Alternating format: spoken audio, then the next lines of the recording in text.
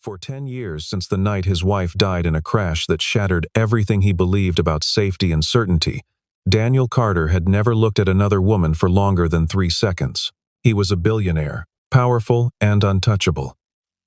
A man who built towers that scraped the clouds, while his own heart stayed sealed beneath a layer of ice no one could melt. Then came one ordinary morning that was never meant to be remarkable, when a young woman came sprinting toward a closing elevator, collided with him by accident, and left behind nothing but a scarf and a trace of perfume that, for the first time in a decade, made his entire world tremble. He did not yet know that those 5 seconds would rewrite the rest of his life, or that the woman racing across that marble lobby would eventually teach him the difference between surviving and actually living again. Daniel Carter was 42 years old, and to most of the country he was simply a name printed on glass towers and financial headlines. The man the press had nicknamed the Ice Billionaire. He had built one of the largest real estate empires on the East Coast. His name etched into skylines from Boston to Miami, his signature on contracts that reshaped entire neighborhoods. Yet anyone who had ever shared a boardroom with him would say the same thing. Warmth was not a language Daniel spoke. He wore tailored charcoal suits that fit like armor, drove cars that cost more than most people's homes, and lived in a penthouse with floor-to-ceiling windows, overlooking a city that admired him from a distance it never dared to close. 10 years earlier, on the night of his wedding anniversary, his wife had died in a car accident on a rain-soaked highway, and Daniel had spent every year since blaming himself for a decision he could never undo, a single choice that had sent her down that road instead of him. He had been the one running late that night, the one who had asked her to pick up the reservation he had forgotten to confirm. And somewhere in that small, unremarkable favor lived a guilt so heavy it had reshaped the entire architecture of his life. The funeral had been small and quiet, the way she would have wanted it. But Daniel had walked out of that church a different man entirely. One who decided, somewhere between the eulogy and the burial, that love was simply too expensive a risk to take again. He had refused every attempt at connection since that night, turning down dinners arranged by well-meaning friends, ignoring introductions orchestrated by business partners who thought a wife might soften his image for the cameras. His days followed a punishing rhythm. 18 hours of work pressed into every waking moment. No parties he did not absolutely have to attend. No dates, no unnecessary conversation with any woman who might remind him of what he had lost. The employees at Carter Group had learned the unspoken rule passed quietly from one new hire to the next, a piece of office folklore repeated like scripture in the break room and whispered in elevators. If the CEO steps into the elevator, do not stand too close, do not speak unless spoken to, and never, under any circumstance, ask him a personal question. New assistants were warned within their first week. Veteran staff simply nodded whenever his name came up, as though discussing the weather of a country no one wanted to visit. Most people who worked beneath those glass ceilings assumed Daniel Carter simply did not feel anything at all.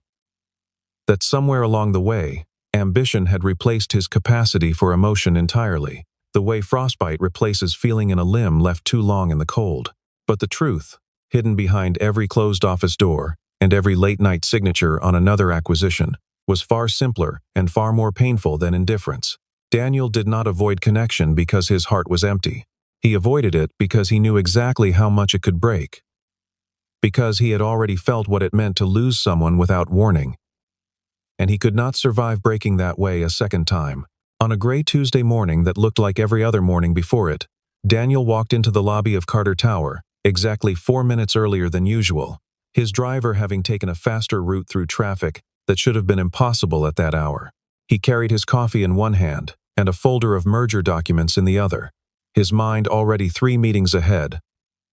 already calculating numbers that meant nothing to anyone but men like him. Sunlight cut sharp angles across the polished marble floor, catching the glass walls of the lobby in a way that made the whole space feel like the inside of a perfectly cut diamond, cold and brilliant and entirely without warmth. He had no reason to believe this particular morning would be different from the 3,650 mornings that had come before it since his wife had died. He stepped toward the executive elevator at the far end of the lobby, the one reserved for the top 3 floors, the one his employees joked was colder than the man who wrote it. The doors began to slide shut in their slow mechanical rhythm, and Daniel did exactly what he always did, which was nothing at all, content to let the doors close and wait for the next available car, like any other tenant in his own building. He had no idea that across the lobby, a young woman was running toward that very elevator, as if her entire future depended on making it through those doors in time. Emily Harper was 29 years old, an independent architect with a portfolio full of unfinished dreams and a reputation among her small circle of colleagues for being relentlessly thorough, endlessly warm, and almost comically unlucky with mornings. She rented a one-bedroom apartment above a laundromat 3 subway stops from downtown, kept a sketchbook in every bag she owned, and had spent the better part of 2 years refining a single concept she believed in more than she believed in almost anything else. A vision for affordable housing that did not sacrifice beauty for budget. Her father had been a carpenter who taught her that a well-built thing should last for generations, and her mother had been a schoolteacher who taught her that kindness was never wasted, and somewhere between those two lessons, Emily had built an entire philosophy of design she carried with her into every interview, every late night, every rejection letter she had learned not to take personally. She had an interview that day with Carter Group, a chance to pitch that very concept, the kind of opportunity that did not come twice to someone without a famous last name or an Ivy League pedigree behind her. Traffic had stolen 40 minutes from her that morning.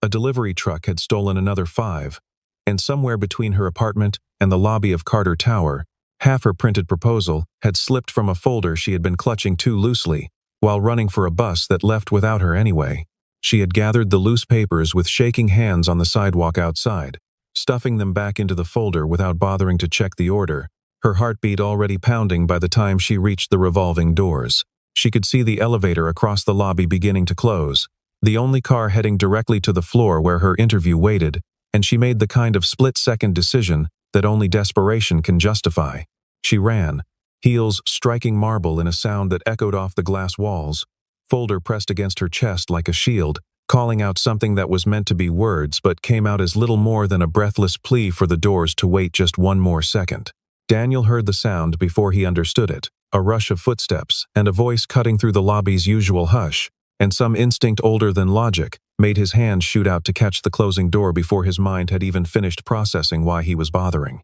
Emily came through the gap at full speed, unable to stop herself in time, and crashed directly into the chest of a man she had not even registered as a person,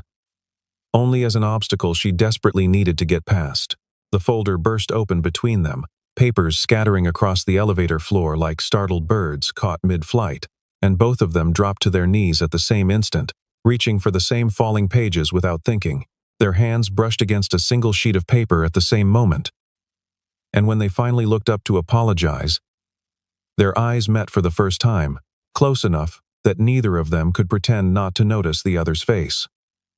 It lasted only a few seconds, the kind of moment that means nothing to a clock and everything to a heart that has forgotten how to feel anything at all. For the first time in 10 years, Daniel Carter forgot to step out of an elevator, forgot the meeting waiting 3 floors above him, forgot, for just an instant, the careful armor he had built around every hour of his life. Emily, mortified and certain she had just ruined her one chance at a job she desperately needed, apologized in a flustered rush of words, gathering her papers and pressing the button for her floor, before practically fleeing the elevator. The moment the doors opened on a higher level, she did not look back. She did not see the man behind her bend down a second time. Not for paper this time, but for a soft gray scarf that had slipped from around her neck in the chaos, and now lay forgotten on the elevator floor like a question left unanswered. Daniel lifted it carefully, the way a man might lift something fragile without quite understanding why he was being so careful with it, and the faint trace of her perfume reached him before he even realized he was breathing it in. It was a simple scent, something warm and quietly familiar, nothing like the expensive fragrances worn by the women who occasionally crossed his path at galas and shareholder dinners, filled with crystal glasses and rehearsed laughter. Yet standing alone in that elevator with the scarf still in his hands, the doors closing behind him, on an empty car, Daniel felt something shift inside his chest that he could not name and was not entirely sure he wanted to examine too closely. When his assistant later offered to take the scarf and have it sent to Lost and Found, Daniel surprised them both by quietly slipping it into his coat pocket instead, telling himself it was simply easier to return it himself. In the days that followed, something strange and unfamiliar began happening to the most disciplined man in the company. For the first time since his wife's death, Daniel found himself remembering a woman's face in vivid, frustrating detail. The curve of her cheek, the panic in her eyes, the way her voice had cracked when she apologized before disappearing into the elevator's upper floors. He found himself losing concentration during board meetings that would once have commanded his total attention.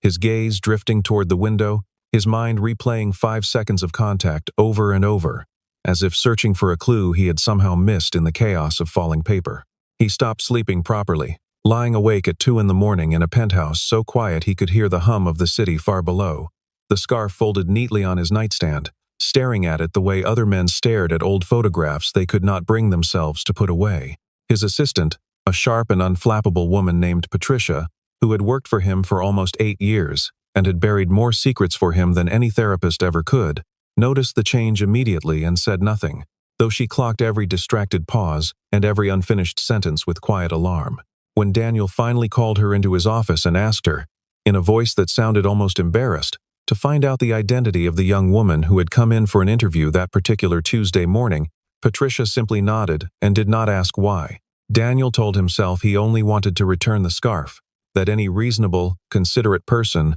would want to return a lost item to its owner without making it complicated. He did not examine too closely the fact that he could have simply mailed it through the front desk, or the fact that some quieter, more honest part of him suspected his reasons went deeper than simple courtesy ever could. Meanwhile, across the city, Emily had no idea that the man she had crashed into in that elevator was not some senior employee rushing to an unrelated meeting, but the very founder and chief executive whose signature would determine whether her proposal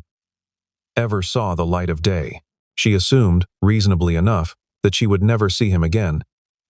and tucked the strange, electric memory of his eyes away somewhere she did not plan on revisiting, telling herself it had simply been an embarrassing accident and nothing more. 2 weeks later, Emily received the call she had been hoping for, informing her that she had cleared the first round of interviews and would be invited to present her housing proposal in person to a small panel of senior executives in one of the company's glass-walled conference rooms. She spent every spare hour preparing, refining her slides late into the night, rehearsing her opening line until it felt less like a pitch and more like a conversation between two people who already understood each other. She practiced in front of her bathroom mirror, in front of her sketchbook, in front of anyone in her life patient enough to listen, determined not to let nerves cost her this opportunity the way nerves had cost her so many things before. On the morning of the presentation, she walked into a glass conference room high above the city with her chin lifted and her voice steady, unaware that the man who had returned her gaze in that elevator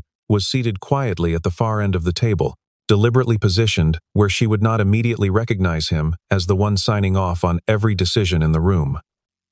No one in that meeting revealed his identity to her directly, and Daniel had instructed his team beforehand to introduce him only by his first name, Curious, in a way he could not fully explain even to himself, to hear what she would say when she did not know who was listening, or who held the power to end her career before it began. Emily spoke with a clarity and conviction that silenced the usual murmured side conversations that filled most pitch meetings, describing not just floor plans and material costs, but the lives she imagined unfolding inside the buildings she wanted to design. She talked about courtyards, where children could play safely,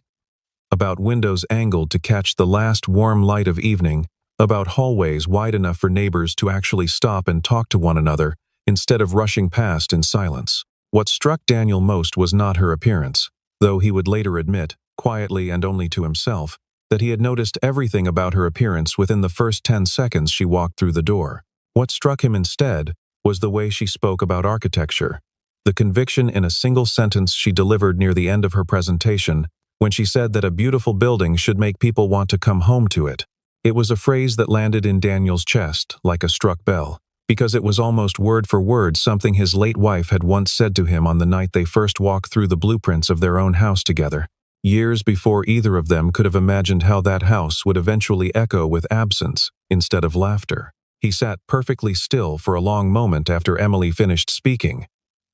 and for the first time in longer than anyone in that room could remember, the corners of his mouth lifted into something resembling an actual smile. The other men and women at the table exchanged glances of quiet approval. scribbling notes about budget projections and timeline estimates, entirely unaware that their chairman had stopped listening for budget numbers somewhere around the third slide. Daniel found himself studying the small, unconscious habits that seemed to belong only to her. The way she tucked a loose strand of hair behind her ear before answering a difficult question, the way her hands moved through the air as though she were sketching the building right there in front of them rather than simply describing it. For a man who had spent a decade reducing every interaction to numbers and outcomes, the experience of being quietly captivated by another human being again felt almost disorienting, like remembering a language he had not spoken in years. After the meeting concluded, and the other executives filed out with their tablets and their polite congratulations, Daniel asked Emily to stay behind for a moment, and she assumed, with a sinking heart, that she was about to be told her proposal had failed, despite how well it seemed to have gone. Instead, he reached into his jacket and produced the gray scarf she had lost weeks earlier,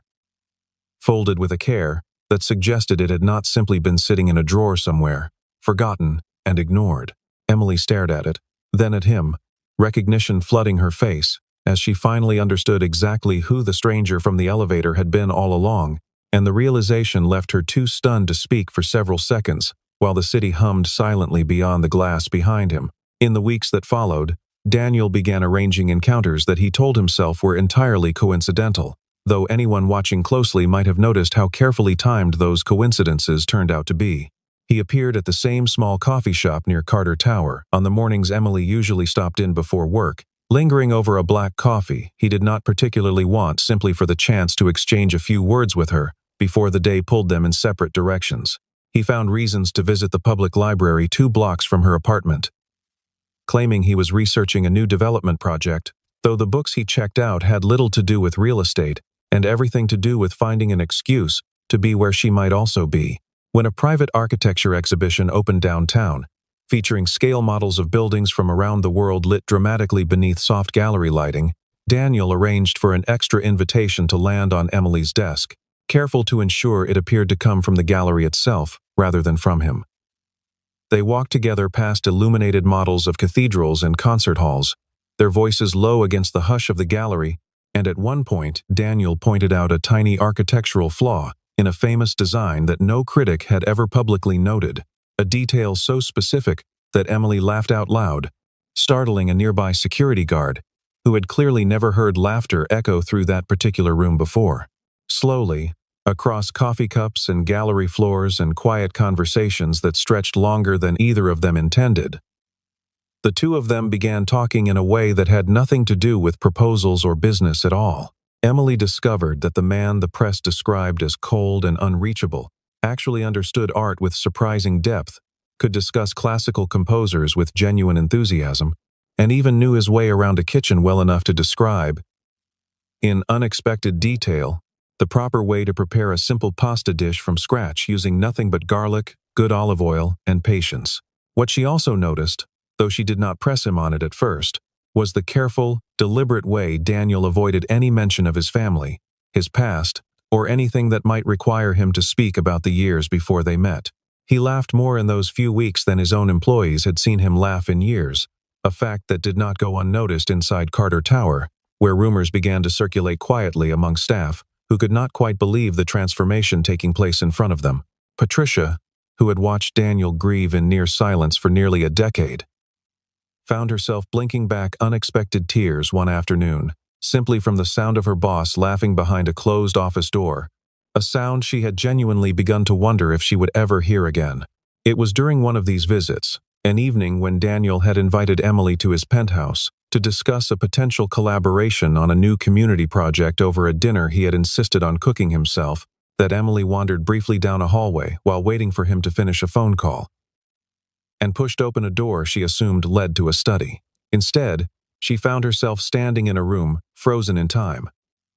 the walls lined with photographs of a woman she had never met, smiling in places Daniel had clearly once visited with joy rather than obligation, beaches and gardens and quiet porches captured in light that no longer existed anywhere except inside those frames. On a small writing desk in the corner sat a stack of letters,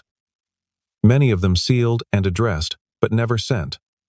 And beside them, displayed with quiet reverence, a wedding ring that had clearly not been worn in a very long time. Daniel found her standing there a few minutes later, and rather than anger or embarrassment, what crossed his face was something closer to relief, as though some part of him had been waiting for someone to finally see this room and understand, without needing every detail explained. For a long moment, neither of them said anything at all, the photographs watching silently from the walls, as though they too had been waiting a decade for this exact conversation to finally happen. He told her everything that night, sitting across from her in a living room, lit only by a single lamp and the distant glow of the city through the window.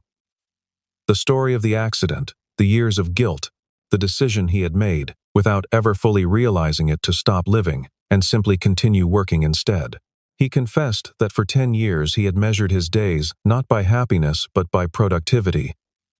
mistaking exhaustion for purpose because purpose felt safer than grief, and because building towers required less courage than rebuilding a heart. Emily listened without interrupting, without offering the kind of hollow comfort people often reach for when they do not know what else to say, and when he finally finished speaking, she did not respond with pity. She told him, gently but without hesitation, that no one who truly loved someone would want that person to spend the rest of their life suffering on their behalf, that grief honored honestly looked nothing like a decade of silence behind a locked door. It was a simple sentence, quietly spoken, but it landed in Daniel with a force that 10 years of silence had never managed to produce. And for the first time since the funeral, he allowed himself to cry in front of another person, his shoulders shaking in a way that felt almost foreign to him after so many years of careful control. That confession should have brought them closer together permanently, but instead it opened a different kind of distance neither of them had anticipated in the weeks that followed. In the days after that conversation, Emily found herself wrestling with a fear she could not quite shake. A quiet, persistent worry that perhaps Daniel did not see her as Emily at all, but as a reflection of the woman whose photographs still lined that hidden room, a comparison she could never hope to win and did not even want to compete in. She began pulling back from him without fully explaining why, declining invitations, keeping conversations short and professional, until finally, she made the difficult decision to resign from the project altogether rather than risk becoming a permanent stand-in for someone else's unfinished grief. Daniel was blindsided by her resignation letter, reading it twice in his office at midnight before he fully understood what it meant. And for the first time in his adult life, he abandoned a scheduled board meeting the next morning, without explanation, to chase down a person rather than a deal. He ignored the reporters who had begun loitering near Carter Tower after rumors of his unusual behavior started circulating in gossip columns hungry for any crack in his famously composed image. He ignored the careful image he had spent a decade constructing and drove himself, without a driver, across town to the small apartment building where Emily lived above the laundromat she had once mentioned offhand during one of their conversations. When he arrived, she refused to come down, asking a neighbor to relay the message that she needed time and space rather than another conversation she was not ready to have, no matter how sincere his intentions seemed to be. Standing on that sidewalk, staring up at a window that remained stubbornly closed against the evening light, Daniel understood with sudden, painful clarity that silence had already cost him one woman he loved, and he was not willing to let it cost him a second. He realized that vague gestures and careful avoidance of the truth had brought them to this point, and that the only way forward was honesty delivered plainly, without the protective distance he had relied on for so long to keep himself safe from exactly this kind of pain. He left that evening without seeing her. But he did not leave without a plan. One that required him to return to the exact place where all of this had begun, the one location that held more meaning for both of them than any restaurant or rooftop garden ever could. A week later, Daniel sent Emily a single message asking her to meet him, not at his office, not at a restaurant, but at the lobby of Carter Tower, beside the very elevator where they had first collided all those months earlier. Curiosity, or perhaps something deeper she was not yet ready to name, brought Emily there on a quiet evening, after the building had mostly emptied for the day, the marble floors gleaming under soft lobby lighting just as they had on that first chaotic morning. Daniel was already waiting when she arrived, standing exactly where he had stood that first morning, the scarf, freshly cleaned and carefully folded, resting in his hands. He told her that on the day she had not simply stepped into an elevator, she had stepped into his life, cracking open a door he had spent a decade keeping sealed shut against the world. brick by brick, year by year, until he had almost convinced himself that the door no longer existed at all. He admitted, his voice steady despite the vulnerability of what he was saying, that he had once truly believed he would never again allow himself to feel anything for another person, as long as he lived, that he had built an entire identity around the certainty of that belief. But Emily, he said, had not replaced anyone, had not become a substitute for a memory he carried, but had instead become the reason he finally remembered how to keep living rather than simply surviving from one quarterly report to the next. He told her that loving her did not erase the past, did not dishonor the years he had spent grieving, but had instead given those years somewhere to finally rest. Emily felt tears slide down her face as she listened, the weight of months of uncertainty finally finding somewhere to land. But even as her heart ached with everything he had just confessed, she did not immediately answer him, needing a moment simply to breathe inside the enormity of what he had just laid bare in front of her. She needed time to be certain that what stood between them was real, and not simply the echo of grief finding a convenient shape to wear. And Daniel, watching her walk away that evening without a definitive answer, found himself facing the very real possibility that honesty alone might not be enough to win her back after everything that had happened between them.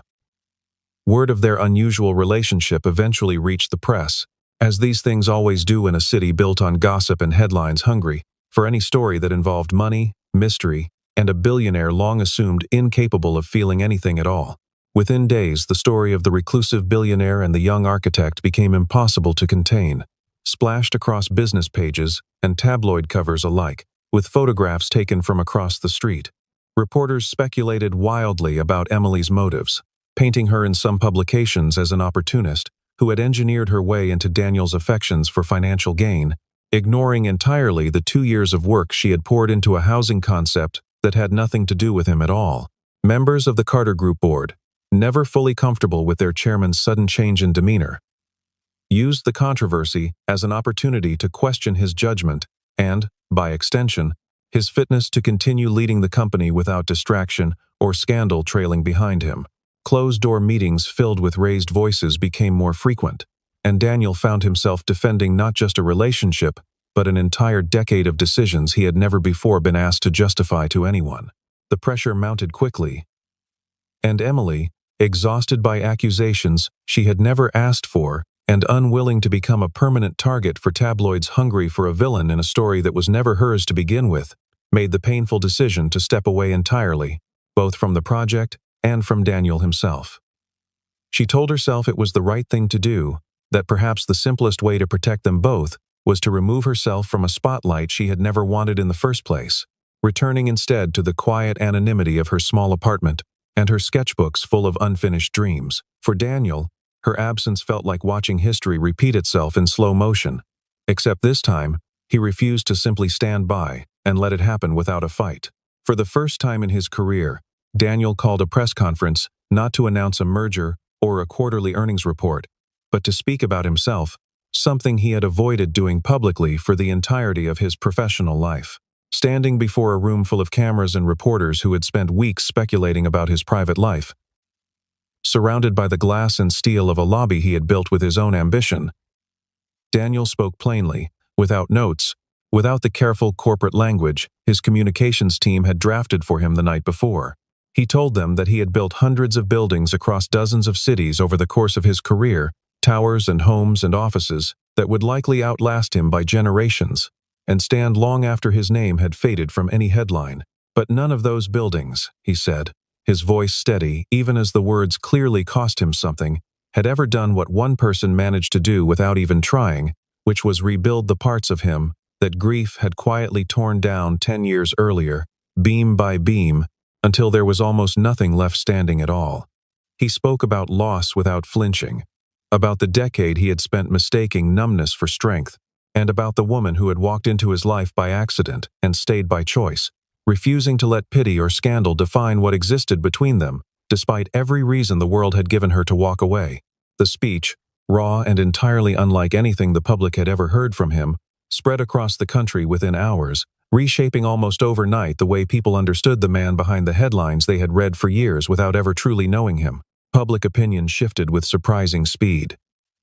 Sympathy replacing suspicion, as people who had never met either of them found themselves rooting for a love story that felt, for once, genuinely earned rather than manufactured for cameras. Strangers who had never set foot inside a Carter Group building began sharing clips of the speech with friends and family, drawn not to the wealth or the headlines but to the simple, unguarded honesty of a powerful man admitting he had been broken and was finally trying to heal. Board members who had pushed hardest against the relationship found their objections losing traction as shareholders, moved by the sincerity of his words, expressed support rather than concern in the days that followed his unscripted confession. Somewhere in a quiet apartment across the city, Emily watched that speech alone, hand pressed against her mouth, finally understanding the full weight of what Daniel had been trying to tell her all along, long before either of them had the words for it. A year passed, carrying with it changes neither of them could have predicted on that first chaotic morning by the elevator,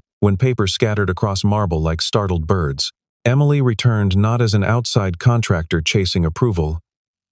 but as the lead architect of the newly established Carter Foundation, an organization Daniel had created to fund community projects and memorial spaces across the cities where his company operated. She had her own office now, on a floor far above the lobby where everything had begun, with a window that caught the morning light, exactly the way she had once described in a presentation that had changed the trajectory of her entire life. Daniel himself had changed as well, no longer defined entirely by 18-hour workdays and empty evenings spent alone with spreadsheets, learning instead to leave the office at a reasonable hour, to take weekends that did not involve quarterly projections, to simply exist in moments that asked nothing productive of him at all. Together, the two of them poured their energy into a project that mattered more to both of them than any commercial development ever could, designing quiet memorial spaces dedicated to families who had lost loved ones in accidents, the kind of loss Daniel understood more intimately than he had ever wanted to share with anyone before Emily. Each space they designed carried small details, meant to offer comfort rather than spectacle. Benches positioned to catch the morning light, gardens planted with flowers that bloomed in every season, walls etched with names rather than statistics that could never capture what those names had actually meant to someone. It became, for both of them, a way of transforming pain into something that might ease someone else's pain in return, turning 10 years of private grief into a public gift offered quietly to strangers who would never know the full story behind the gesture. Visitors who wandered into those memorial gardens on ordinary afternoons had no idea that the man who funded them had once measured grief in 18-hour workdays, or that the woman who designed the gentle curve of every walking path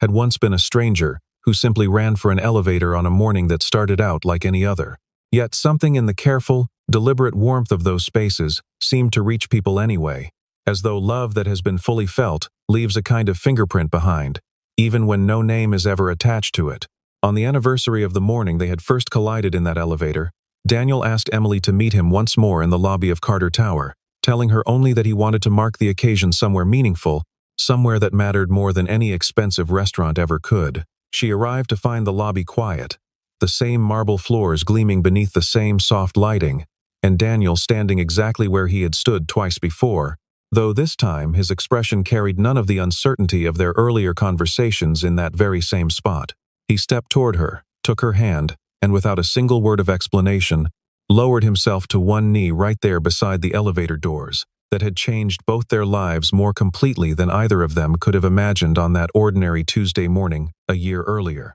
From his coat pocket, he produced the same gray scarf, kept safe and carefully preserved for an entire year, through every argument and every reconciliation that had followed, and unfolded it slowly to reveal a ring nestled in its fabric. The metal catching the lobby light in a way that made Emily's breath catch in her throat before she even understood what she was looking at. He told her that 10 years earlier, he had lost the person he loved without warning, and without the chance to say a proper goodbye, a wound he had carried in silence. For so long, he had nearly forgotten what it felt like to live without it. He told her that 1 year earlier, fate, or perhaps simple coincidence dressed up as fate, had returned to him something he had long since stopped believing he deserved, which was hope, delivered not through grand gesture but through a scarf left behind by a stranger running late for an interview. Emily, tears streaming freely down her face, did not need more than a few seconds to answer him. Her smile arriving before her words did, a quiet and certain yes that filled the lobby more completely than any speech ever could have managed. The elevator doors beside them slid open and closed again on their own mechanical schedule, indifferent to the moment unfolding in front of them, yet somehow perfectly symbolic of everything that had changed since the first time those same doors had closed between two strangers who had no idea what they were about to become to one another. This time, the doors did not represent an ending or a narrow escape from connection, but simply another beginning, another threshold two people were now choosing to walk through together, side by side, rather than as strangers brushing past each other in a hurry. The story closes not with grand declarations or crowded ballrooms, but with something far quieter and far more enduring, the image of two people stepping out of that same elevator together, hand in hand, onto a rooftop terrace, where the first light of morning was just beginning to spread across the skyline Daniel had spent his life building. The glass towers around them caught the early sun in long golden streaks, the city slowly waking beneath their feet, and for the first time in longer than either of them could measure, neither one of them was in a hurry to be anywhere else. For 10 years he had constructed towers of glass and steel, while keeping the most important room inside himself permanently locked, mistaking distance for protection and silence for strength. It took one accidental collision, one forgotten scarf, and one extraordinary woman rushing toward an elevator to finally show him that some doors, no matter how long they stay shut, are never truly closed for good. And standing together on that rooftop as the sun climbed higher over a city that had once known him only as cold and unreachable, Daniel finally understood what Emily had tried to tell him in that lamplit living room so many months before, that grief honored honestly does not mean a life lived in permanent winter, and that healing, however delayed, however unlikely it once seemed on a quiet Tuesday morning, always finds its way back to those patient enough to wait for it.